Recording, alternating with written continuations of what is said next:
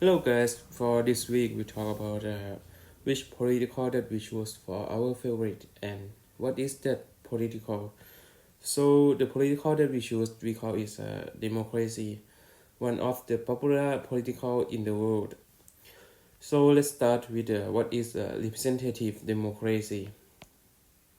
If any country holds election, it almost certainly representative democracy.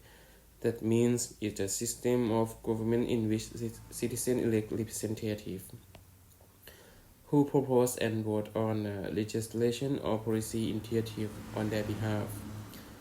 It's a form of indirect democracy as opposed to a direct democracy in which people vote directly on policy initiative. Representative democracy gives power to representatives who are elected by citizens. As we may know, political parties have become an important element of representative democracy.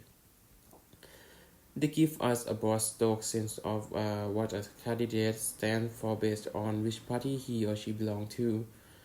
Although we still vote on people when we head to the polls, in reality, we are really voting for which political party and which platform of policy idea we want to represent us.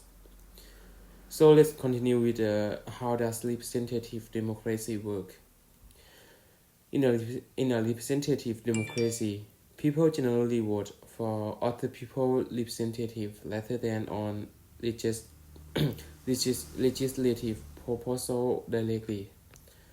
This representative then formulate purpose, debate, and vote on the laws and policy of our country. They're supposed to do so in a manner they think we would be happy with.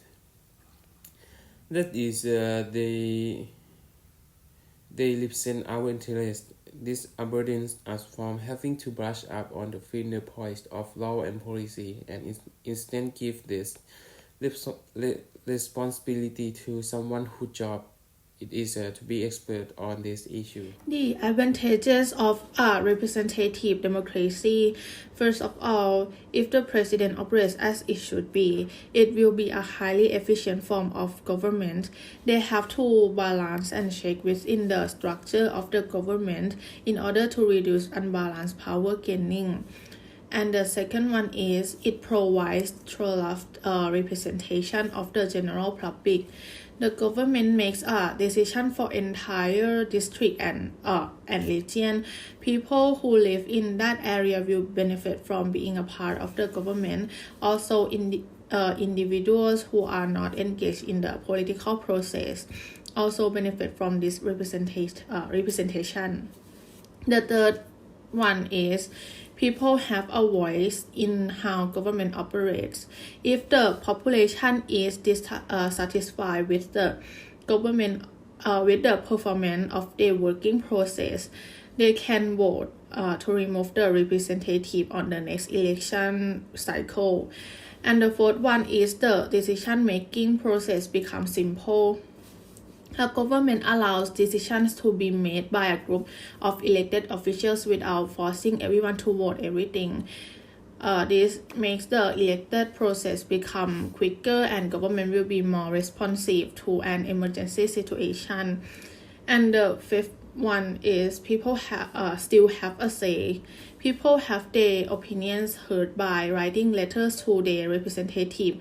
Plus, meeting with their representative occur frequently during times of the government recess. The last one is they can control over the individual action of an elected official. The rules can be used for representative democracy, allowed to remove an elected official who is not meeting in their expectation. Next, I will talking about the disadvantage of representative democracy. The disadvantage of representative democracy is an official isn't required to vote based on their district or population center wish them to vote. They can pursue their own agenda, vote according to their own conscience, and the only way to stop this is to either vote that person out of office on the next election cycle of initiate a recall election if one is allowed, and moreover, it is a system that invites corruption. Ever hear a state like this? Or a politician lie? The structure of representative democracy invites candidates to be less than forthcoming with their view and stand on current events. Once elected, there is no reason to deliver on a campaign promise or attempt to better the economic circumstances of their house district. Officials can work on their own career instead to create personal gain, and it can be difficult to stop such an official. I often hear people argue that the United States is a republic, not a democracy. Whether the first dichotomy, a common definition of republic is to quote the American Heritage Dictionary. The United States is not a direct democracy in the sense of a country in which laws and other government decisions are made predominantly by majority vote. Some lawmaking is done this way on the state and local levels, but it's only a tiny fraction of all lawmaking. But we are a representative democracy, which is a form of democracy. This means that our government is elected by citizens and citizens vote for their government officials. These officials represent the citizen idea and concern in government. Voting is one way to participate in our democracies. Citizens can also contact their official when they want to support or change the laws. Voting in an election and contacting our elected official are two ways that Americans can participate in their democracies. Another country that also representative democracy is South Korea. So the head of the country is the president, which is directly elected by the people to be the head of the administration. And the prime minister is appointed by the president through the approval of Congress. South Korea was a poor agricultural country, but it has been dedicated to serious economic development since 1962.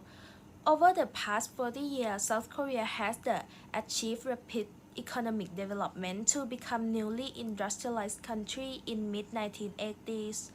Because they have efficient political system that drive and develop the economy. Moreover, government also focus on promoting information technology or IT and creative economy, which are the foundation that support the policy of propagating the Korean wave in terms of movie, TV drama, and South Korean music to spread and gain widespread popularity in Asia. And now South Korea is one of the most developed countries in Asia.